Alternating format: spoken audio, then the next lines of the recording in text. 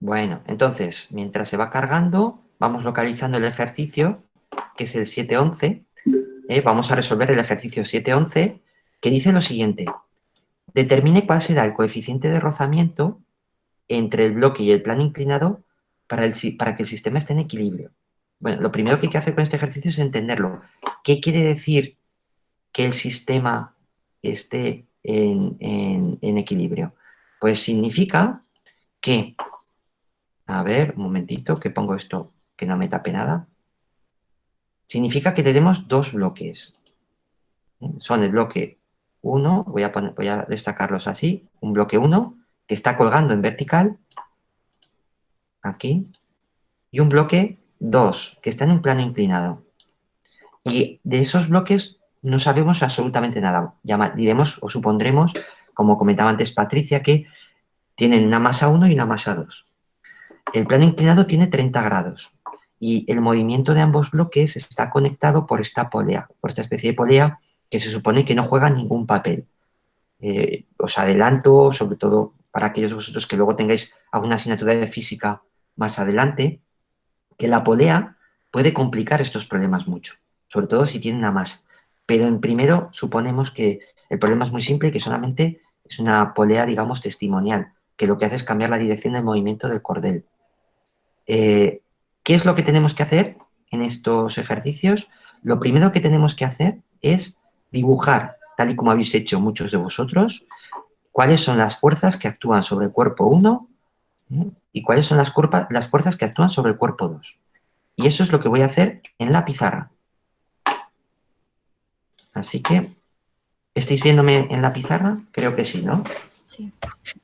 Vale, entonces, voy a dibujar la rampa aquí, que sería el 711.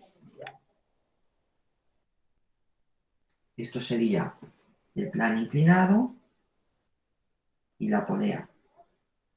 Y aquí tendríamos el cuerpo 1 y aquí tendríamos el cuerpo 2.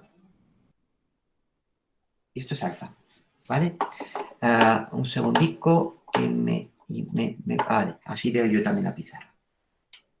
Primer paso, muy importante, dibujo las fuerzas que actúan sobre cada uno de los cuerpos. Hay que pensar que en realidad hay dos problemas. Uno es el problema del cuerpo 1 y este es el problema del cuerpo 2. Voy a empezar por el cuerpo 1. En el cuerpo 1 todo es muy sencillo porque lo que tengo es un peso 1 y una tensión. Fijaos que ambos llevan el símbolo de vector, son vectores, es decir, tenemos que fijarnos tanto en su valor, en su módulo, como en su dirección. En cuanto al cuerpo 2, paso al otro lado, en el cuerpo 2 tengo que elegir un sistema de ejes que se adecue mejor a este problema. Entonces voy a coger como sistema de ejes este sistema. Esto sería la X y esto sería la Y. Lo pinto en verde para que lo veáis. Entonces, ¿qué fuerzas tenemos sobre este cuerpo? El cuerpo 2. Pues tengo, en primer lugar, como siempre, un peso. Vamos a llamarle P2. Luego tendríamos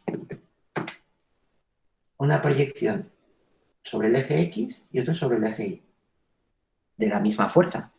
Entonces, aquí tendríamos, lo saco así, P2X y aquí tendríamos P2Y. Y ahora hay que añadir lo siguiente. Si este cuerpo que está en el plano inclinado solamente tuviera la fuerza P2I por la segunda ley de Newton, este cuerpo se tendría que hundir dentro de la rampa, porque esta fuerza provocaría una aceleración. Entonces tiene que haber lo que llamamos una fuerza de tipo normal, la voy a pintar hacia arriba, de color azul, y esta fuerza normal tiene que ser igual que P2I. De tal manera que en el eje Y no hay movimiento, tal y como observamos o como podemos imaginar. Y luego además está la cuerda. ¿Qué efecto tiene la cuerda? La cuerda está tensa. Eso significa que hay una tensión. Y como esta polea no juega ningún papel, la tensión en este sentido y la tensión sobre el cuerpo 1 tienen que ser iguales. Hay un detalle que no he comentado, que a muchas personas les cuesta mucho, entre ellas a mí, y es darse cuenta que el ángulo de 30 grados alfa que tengo aquí es el mismo ángulo que tengo aquí. ¿Lo veis? Voy a borrar aquí. Sí. Ese ángulo es alfa. ¿Cómo se puede ver esto? A veces es un poco complicado. Tenía que imaginar que tengo este ángulo, voy a hacerle un doble con más o menos el mismo valor, así. ¿Lo veis? Este es el ángulo que tengo aquí. Bueno, mentalmente, el giro que tenéis que hacer es este. Lo giráis 90 grados. ¿Lo veis? Ajusta. ¿Eh? Este ángulo, al girarlo, es este. Cuando tenemos ángulos intermedios, a veces cuesta el darse cuenta de este detalle. ¿Por qué? Porque este ángulo y este ángulo tienen valores parecidos. Entonces, hay que pensar en un truquillo como este. Cuando el ángulo es muy pequeño o muy grande, no pasa esto. Dime. Entonces es justo lo contrario. Muchísimas gracias por insistir, porque yo me estaba cambiando el enunciado. Entonces la pregunta es, tenemos que dibujar la fuerza de rozamiento. ¿Cuál es el problema? El problema es que aquí no hay un movimiento, ¿no? Porque si esto me dice, está moviéndose en este sentido, vale, pongo la fuerza de rozamiento hacia arriba. Está moviéndose en el otro sentido, pongo la fuerza de rozamiento hacia abajo. Pero aquí no me dice nada, lo que me están diciendo es que está quieto. Entonces, ¿qué voy a hacer? Voy a hacer una suposición. Voy a suponer que si de moverse se intentaría mover en un sentido y voy a ser consistente con esa elección que voy a hacer ahora. Y luego veremos que cuando resuelva el coeficiente de rozamiento, si el coeficiente de rozamiento me sale con un signo negativo, significará que la suposición que he hecho es justo la contraria de la que tendría que ser. Vale. Repito, voy a suponer que en caso de que se empezase a mover un poquito, se mueve en un sentido. Por ejemplo, pues voy a suponer que se movería en este sentido. Se movería hacia abajo. Por ejemplo, podría haberlo supuesto al revés. Si se mueve esto hacia abajo, al empezarse a mover, la fuerza de rozamiento que se opondría, ¿cómo sería? Pues sería una fuerza de rozamiento hacia arriba. Insisto que es una suposición que yo hago. Si hiciera la suposición contraria, pues tendría que hacerlo al revés. Gracias por decírmelo, porque si no, el problema es distinto. Vale, ya tengo dibujado todas las fuerzas. ¿Qué tengo que hacer ahora? Lo que tengo que hacer es escribir las ecuaciones de la dinámica, que el sumatorio de fuerzas es igual a masa por aceleración para el cuerpo 1 y luego para el cuerpo 2. Voy a empezar por el cuerpo 1 porque es más fácil. En el cuerpo 1, ¿qué fuerzas tengo? Tengo P1 y T. Como estoy tomando como positivo el sentido de desplazamiento así, en este sentido, eso quiere decir que voy a considerar que T, que va hacia arriba, es positivo y P1 es negativo. Es decir, que en el eje vertical del sistema de referencia centrado en este cuerpo, voy a tener que T, pongo ya el módulos porque estoy trabajando en el eje vertical, menos P1, tiene que ser igual, según la ley de Newton, a la masa 1 por la aceleración. Esto es lo que sé. En este caso, puedo escribir esta ecuación como T, poner en lugar del peso la masa 1 por G. Es igual a la masa 1 por A. Y eso va a ser mi primera ecuación. Ecuación del cuerpo 1. Hasta aquí yo creo que es fácil, ¿no? En el cuerpo 2, sin embargo, es muy claro que tengo que trabajar en los dos ejes, tanto en el eje Y como en el eje X. Si os parece, escribo eje Y, ¿Se ve bien? Sí. Que hay un poquito de reflejo. Si veis reflejo, me lo decís. Eje Y. Entonces, ahora lo que voy a hacer es escribir. ¿Qué hay en el eje Y? Pues hay una normal y hay un P2I.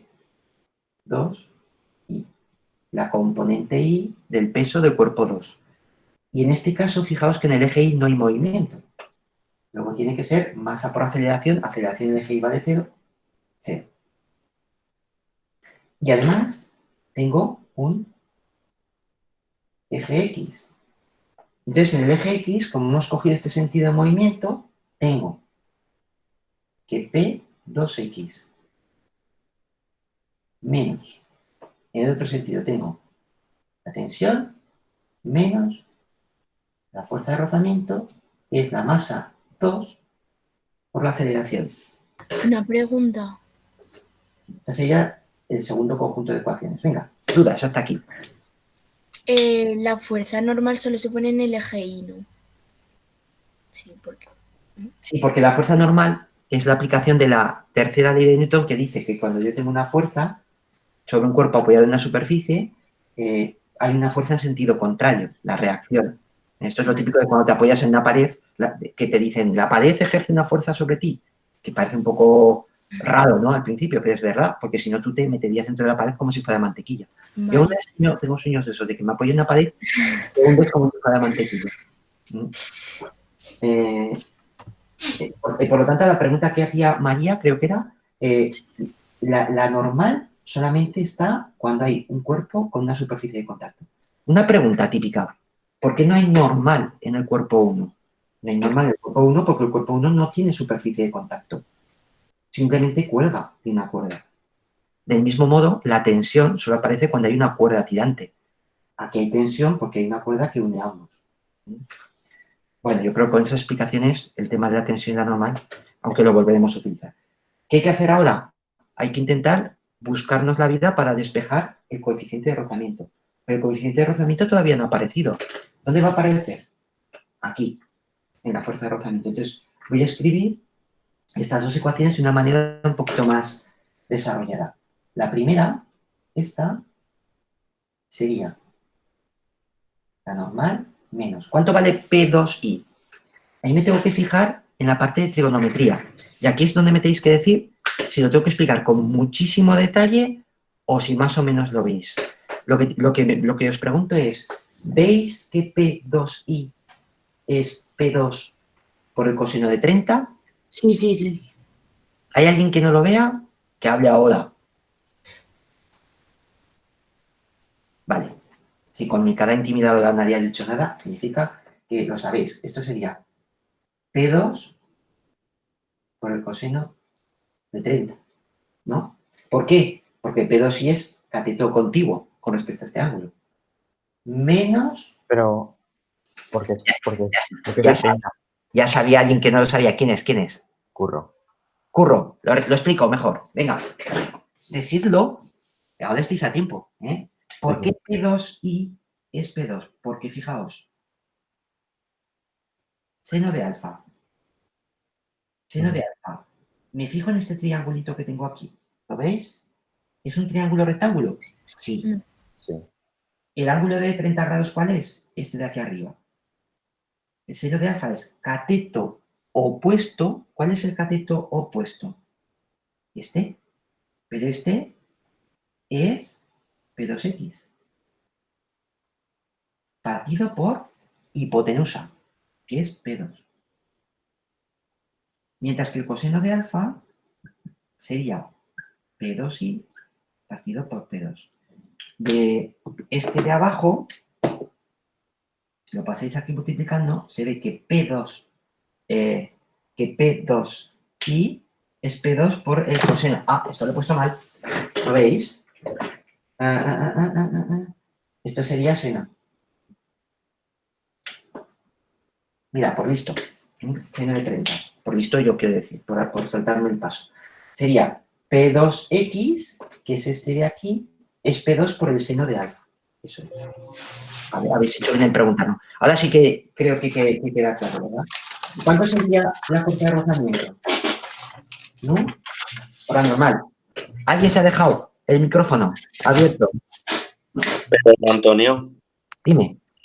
tú realmente en lo que estás sustituyendo es en el P2i, no en el P2x, entonces estaba bien antes, ¿no? Ah, perdón. Que como lo tengo, sí. Que estoy haciendo esta. Esto de las pizarras pequeñas es una caca. Estoy haciendo esta. Vale. Esta va bien. Así. ¿Vale? Porque es P2i, P2 coseno de alfa, ¿vale? Y ahora, nu por la normal. La fuerza de rozamiento es nu por la normal. Y aquí quedaría M2 por A. ¿Vale? Pero en el eje y no hay fuerza de rozamiento. ¿Eh? No, en el eje Y tenemos la normal. Por eso, pero abajo has puesto la de rozamiento. Oh, vale. Estoy mezclando las dos ecuaciones. Perdón. Escribo. Sería normal menos P2 coseno de 30 grados igual a 0. Ahora sí. Ahora sí. Y este segundo me lo voy a marcar con dos asteriscos, porque si no, me voy a volver a liar. Sería P2X. ¿Cuánto vale P2X? P2 por el seno de 30 menos la tensión, ahora estoy con esta, menos nu por la normal es M2 por A. Decidme si ahora lo he escrito bien. ¿Sí? Yo creo que sí. Vale. Como no tenemos apenas datos en este problema, es un poco rollo porque voy a tener que arrastrar las letras hasta el final. Pero bueno, hay que pensar qué es lo que quiero hacer, qué es lo que quiero conseguir. ¿Cuál es mi objetivo? Despejar el coeficiente de rozamiento. ¿Cómo puedo despejar el coeficiente de rozamiento? Bueno, lo que puedo hacer es despejarlo en esta ecuación y luego intentar poner todas las letras en función de parámetros que aparezcan en el problema, aunque no conozca su número. Entonces, si despejo de aquí mu, me quedaría, a ver, así mejor, sí, sería, paso todo lo que tiene mu a un lado, lo que no al otro, y quedaría P2 por el seno de 30 grados menos T menos M2 por A es igual a nu por N. ¿Lo veis? Y de aquí, pasando la normal aquí abajo, obtengo que P2, que es M2 por G, por el seno de 30 grados, menos T, menos M2 por A, partido por la normal. Bueno, no hemos acabado todavía. ¿Por qué? M2 se supone que sería un dato que me darían en el problema. G es la gravedad, 9,8. El seno de 30 lo conozco. Primera cosa que me tengo que buscar la gravedad. Eso es lo primero. Y lo segundo, tengo que poner A, la aceleración. Y luego tenemos el tema de la normal. Para el caso de la normal, fijaos que viene en mi ayuda la ecuación primera que tengo. La normal, de aquí, yo puedo ver que se puede escribir como P2i, es decir, M2 por G por el coseno de 30. ¿Sabéis? Luego, en lugar de poner aquí N, o no borrar todo, podría Antonio, M2, sí, un segundico, que lo pongo, M2 G por el coseno de 30 grados. ¿Vale? Por lo cual, la parte de abajo ya lo tengo en función de parámetros. ¿Qué me decíais? lo de P2 lo sustituyes o cómo? ¿Cuál? ¿Esto de aquí? No, lo de más abajo. Eh, ¿Dónde está el doble asterisco? Abajo. Esto, Un poco más. Abajo. esto. Un poco más. Ahí, la P2 del principio. Sí. En la fórmula de debajo del todo lo sustituyes. Claro, pongo, en lugar de poner P2, pongo M2G. El peso es la masa por la gravedad. Ah, vale. Gracias. Lo he hecho un poco ahí. Sí, sí, sí. Si veis que algún paso me vengo arriba, me decís que lo explique. Que a lo mejor doy pasos y luego hay algunos de vosotros que necesitéis que lo especifique vosotros primero, me cortáis. Vale. Entonces, tensión y A. ¿De dónde puedo sacar la tensión?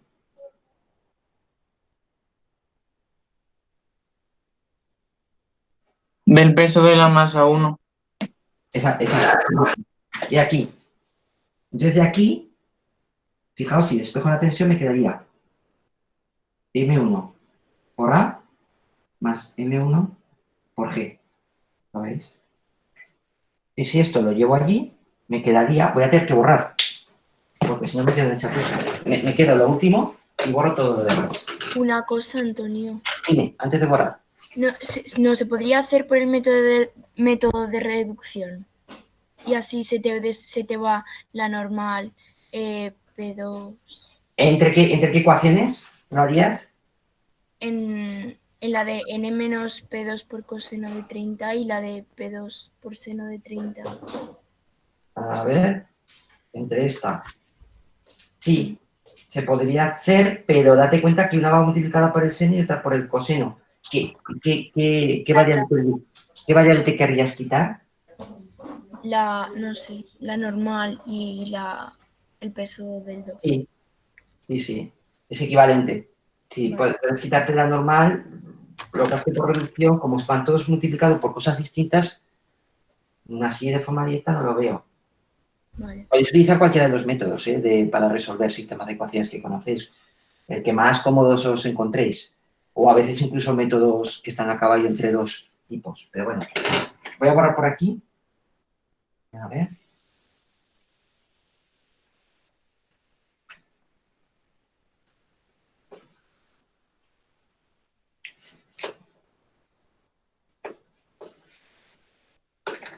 A ver, entonces, ¿qué me quedaría?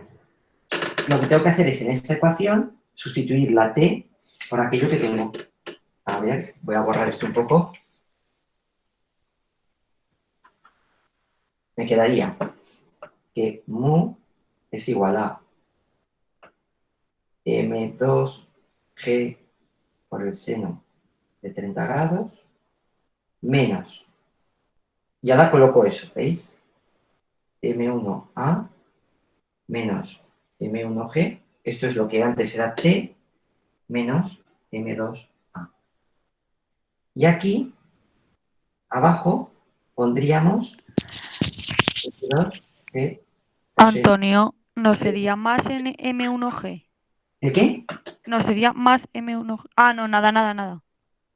No. Bueno, esta sería... Fijaos que aquí hay una cosa que te das cuenta y es que este sería el coeficiente de rozamiento y dependería de cuánto vale la masa 2, de cuánto vale la masa 1 y sobre todo de cuánto vale la aceleración. Si yo veo cuánto vale la aceleración, puedo sacar el coeficiente. Pero en este caso me están diciendo que es equilibrio. En equilibrio se supone que significa que está quieto, que la aceleración vale 0, ¿no? Digamos que lo que he hecho es resolverlo en general, sea cual sea la situación, pero ahora me concreto en este caso. Entonces, en este caso, si la aceleración vale 0, en esta ecuación, esto va a valer 0, porque la A va multiplicando. Y esto también. Entonces se queda un poquito más sencillo, ¿no? Me dice que el coeficiente de rozamiento es m2g por el seno de 30 grados menos m1g partido por m2g coseno de 30 grados. Y incluso podemos dejarlo más bonito. Si se le puede llamar bonito a una fórmula erizada de letras como esta. Fijaos, m2g. Si divido cada uno de estos dos términos por el denominador, me va a quedar. Lo voy a hacer despacito para que nadie se me pierda. m2g por el seno de 30 grados y m2g por el coseno de 30 grados menos m1g partido por m2g por el coseno. ¿Y qué puedo hacer aquí? Puedo borrar ya esto. Antonio, ¿no es mejor que saques factor común en el numerador y ya está? ¿No es mejor que saques factor común en el numerador y ya está? También es una posibilidad, pero es que de esta manera vais a ver que la fórmula nos va a hablar. Es como si hubiéramos sacado la momia de Tutankamón y hubiéramos conseguido que hablase. Nos va a hablar. Vais a ver lo que dice. Quito esto con esto, esto con esto, esto con esto. Y me queda Tangente.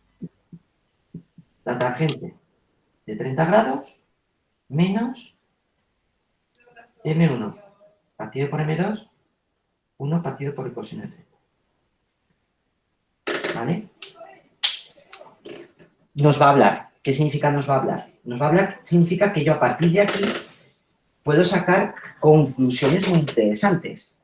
Por ejemplo,